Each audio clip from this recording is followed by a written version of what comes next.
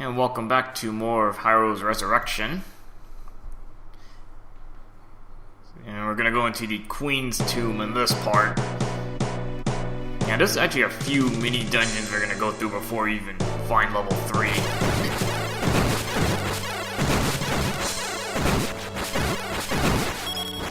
You know, wall masters from the get-go. Although if you get caught by them, you'd be taken back to nowhere. I mean, you're right back to the start anyway.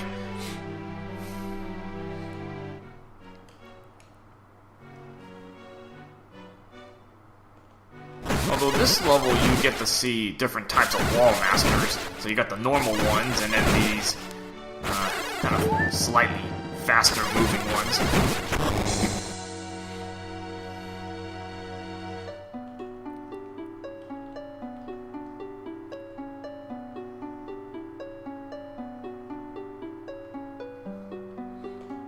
And then you got the really fast ones that go, you see how wide an arc they go on. Luckily, only takes one hit.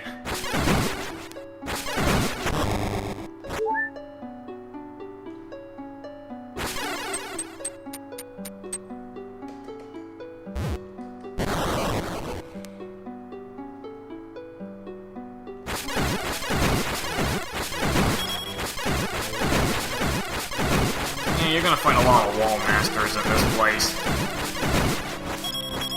If that isn't already obvious.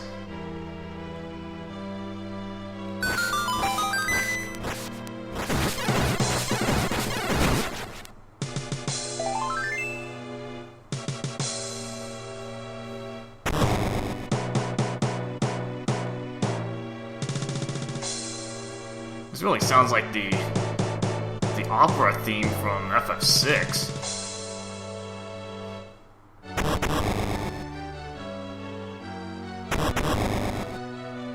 Although I'm used to hearing it with the, in the actual game because you get the whole, the rest of the opera scene playing.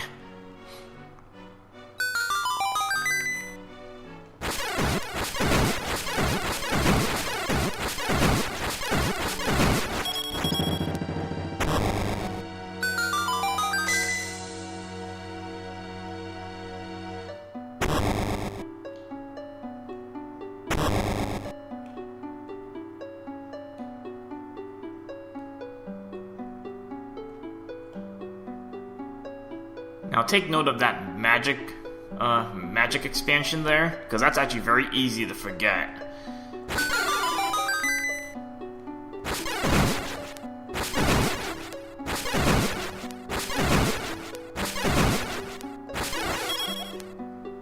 Yeah, see that 10 rupees sort of looks like the 100, although it does kind of look purplish. It has a little tint of purple compared to the pure silver one. That's just pure silver. This one kind of looks kind of a darker tint of color.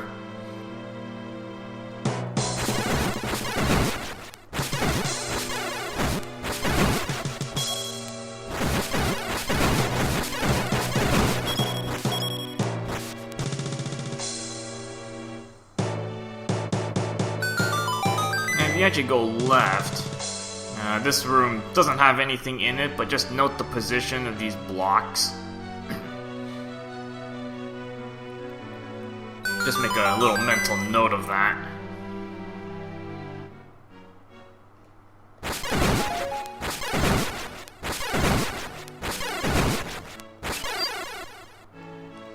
Because if you note in this room, you got 3 blocks. So just use that clue you got to kind of help you, where you're supposed to push these blocks.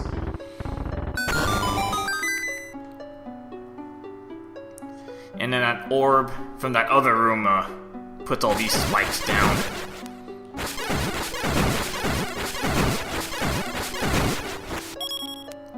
Yeah, it sort of looks a little silverish, but it's kind of a purplish tint to it, but it can be really hard to tell from the 100 rupee.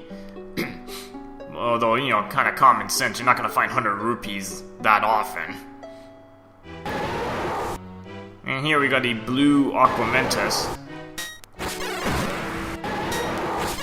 So while it looks like your sword's doing damage, I don't think it's doing anything. either that or it's going to take a lot of hits to take this thing down. But I don't think your sword works at all. So time to start going to other weapons. Namely your candle. Now that's not really like an ice Aquamentus, it's just a blue one.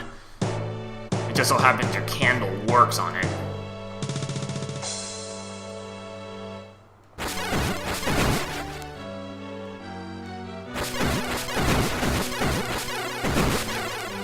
It's very interesting, you get a mixture of different wall masters.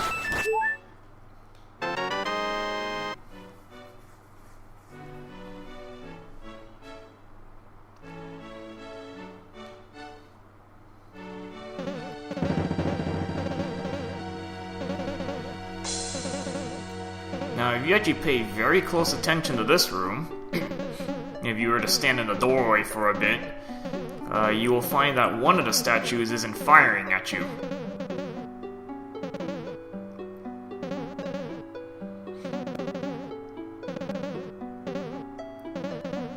And that's where the other clue comes in.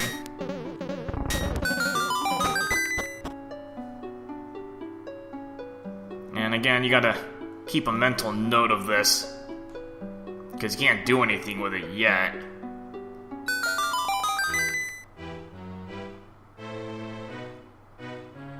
Now, it doesn't look like there's anything in this room.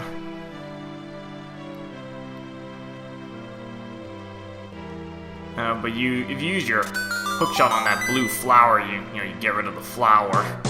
That will be useful later on.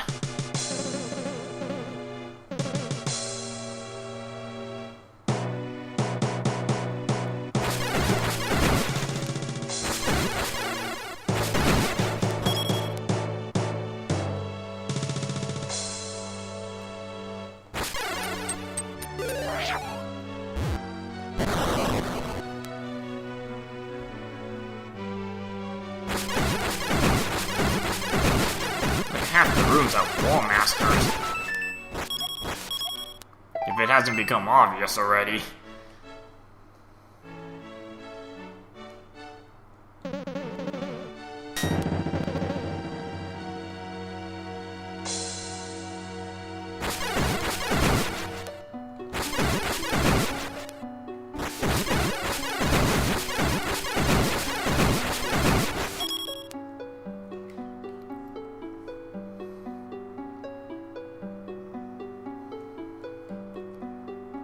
Those move a lot faster, and you notice how wide they go out, so just keep a mental note of that.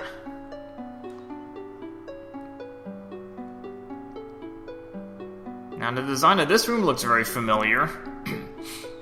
And if you came here earlier, there would have been a blue flower blocking...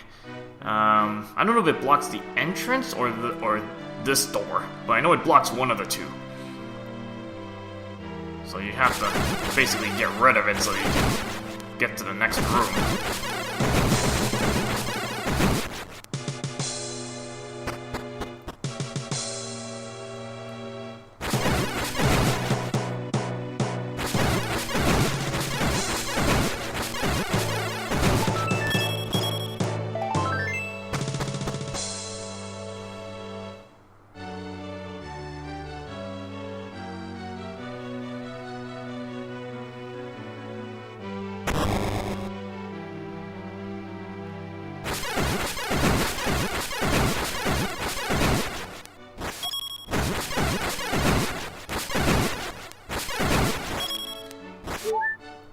Pretty much, make sure there are no wall masters in the room before you start dashing out.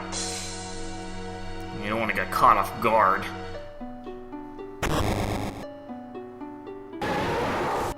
Alright, a couple of regular Aquamentus in this room.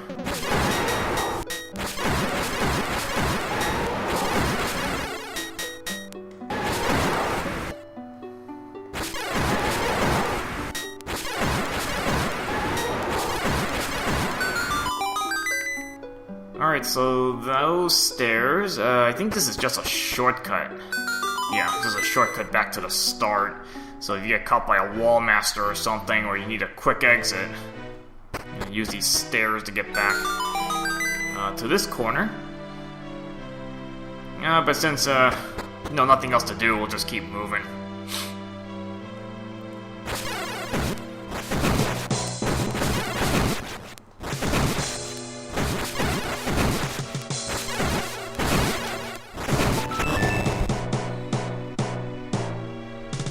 Now, if you're out of bombs, and, go right ahead and pick these up. You know, I might just get these anyway. Not wasting too many bombs there.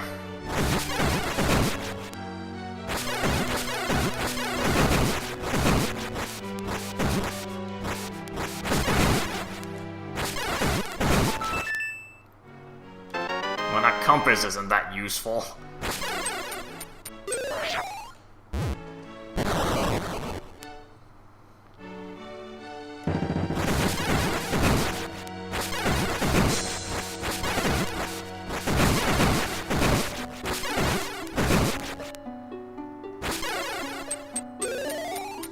And that's why you were given bombs in that last room.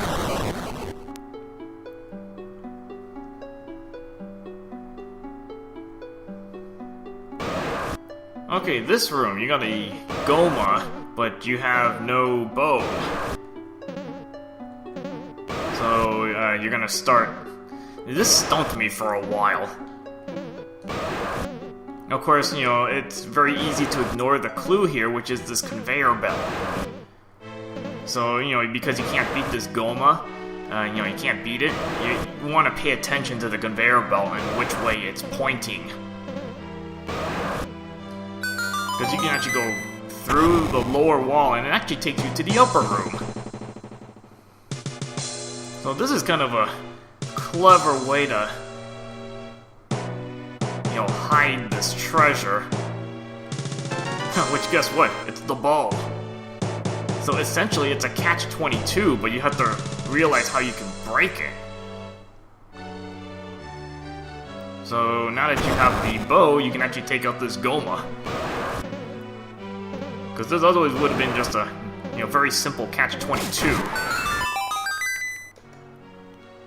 And see, this is very hard to tell if this is 10 or 100, actually.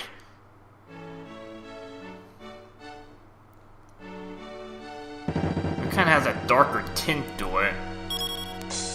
Oh no, this is 100 rupees. Oh, I thought it was 10. I thought it was a 10 rupee. Well, I guess a 10. Maybe that was an actual silver one. It's hard, but you see how hard it is to tell sometimes? Unless you're really good at looking at the... Or you have a 10 and a 100 right next to each other, then you might be able to tell.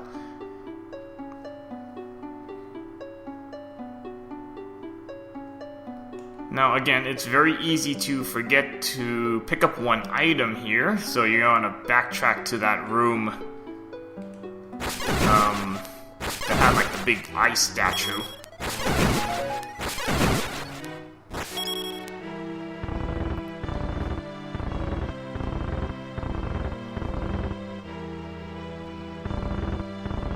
I've never been good at telling the 10s from the 100s.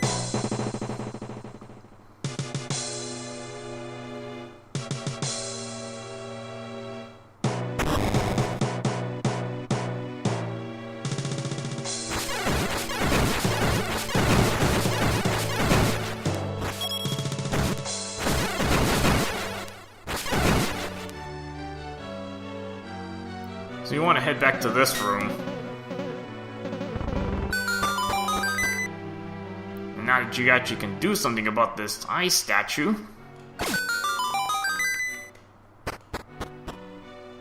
because this actually takes you to the magic expansion. And again, this is very easy to miss, because it's not intuitive to come back here.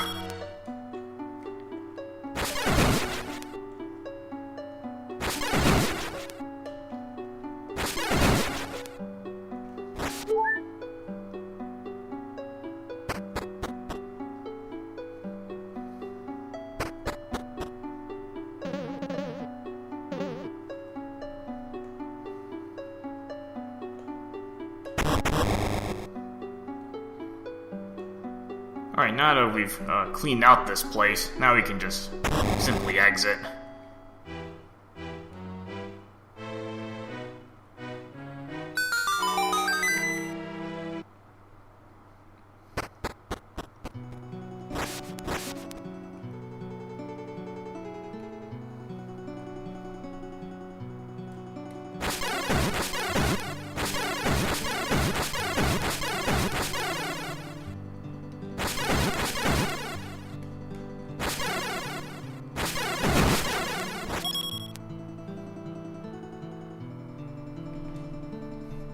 Now, the next mini dungeon's to the south, but that one's actually...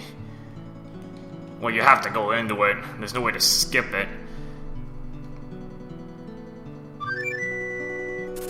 But I'm gonna go back and do a little detour.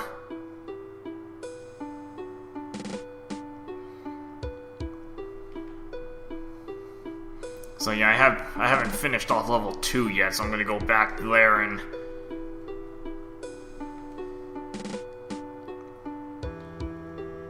take out level 2 before I move on, because an extra heart container is always helpful.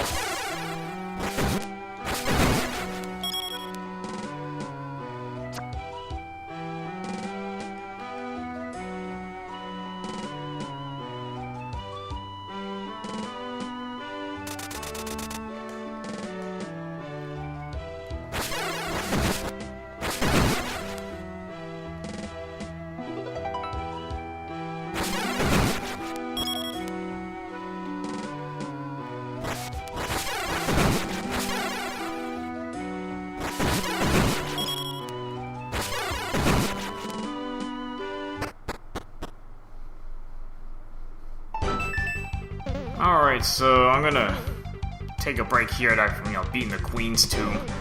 Next part, I'm gonna have to take this level out now so I can get the extra heart container, and we'll continue on our way towards level 3. Alright, see you guys later.